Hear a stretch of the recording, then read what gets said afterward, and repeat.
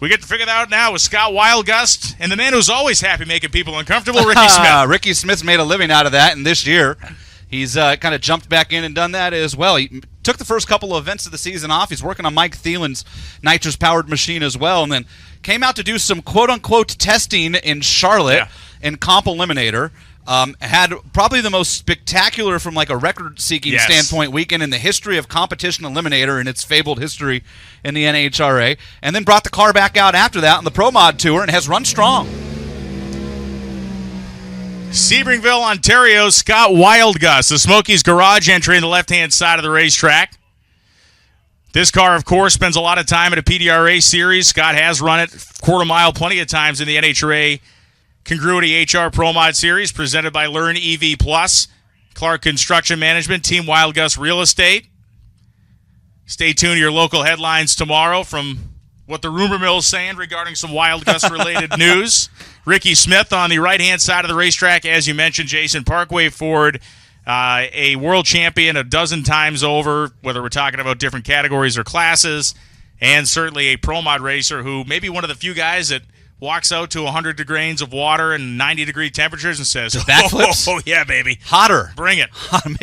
Make it worse. Of course, the Hall of Famer now, that was almost long overdue, it feels like, for Tricky Ricky over there. And these are the conditions that Rickie Smith wakes up dreaming about with a nitrous-powered machine. The car that makes its own atmosphere. It's the one car that can come into conditions like this and really kind of control everything that happens in the power plant. It doesn't have to start making big changes to make, at least semi-equal horsepower to what he normally is used to versus all these other cars that utilize power adders and in that case are reliant a bit on what the ambient temperature is like. And for Rickie Smith, this run becomes even more important, first car out of the box here, because Mike Thielen is very much in the thick of, am I going to be in or not? And that car is 7 or 8 pairs back in the qualifying line. So Rickie gets a chance here to maybe try something and at least come back and make small changes to Mike Thielen's machine if he feels he needs to. We'll see how it goes for Smith. First 60 feet is going to tell us in a nitrous car you have to get it early,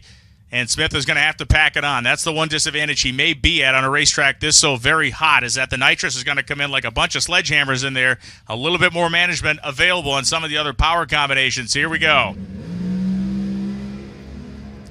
Whoa, boy. Scott Wildgust across the racetrack. He noses the car into the wall on the right-hand side. Rickie Smith is able to drive by. Smith goes 635.7 at 186 miles an hour.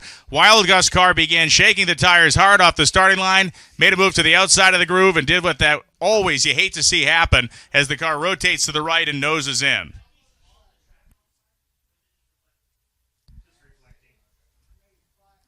NHRA Safety Safari rolling right now. Yeah, and Scott Wildgust, it came across. He tried to get the laundry out and save as much of that impact as he could. Rickie Smith seemed like he might have rattled the tires a little bit and maybe even looked over and realized what was happening because he got back in the throttle, and that got him out of the way of Scott Wildgust's car as he came across. Yeah, Smith's car was 1 second flat to 60 feet. Wildgust was 989 to 60 feet.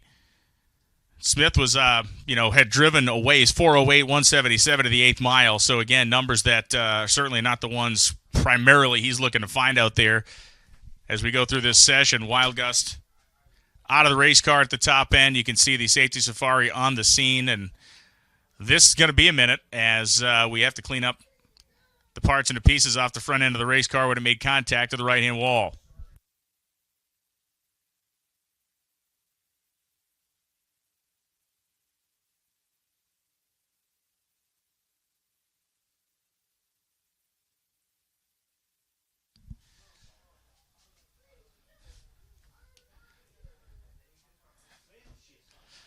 So the flatbed truck has been dispatched down there. They're going to go ahead and use that to get Scott's car off the racetrack. Safety Safari is going to go at it, clean it up at the top end, and we'll get you an update here in the next couple of minutes. But the good news is Scott is out of the race car, and Rickie Smith had gone by him before the lane crossing happened.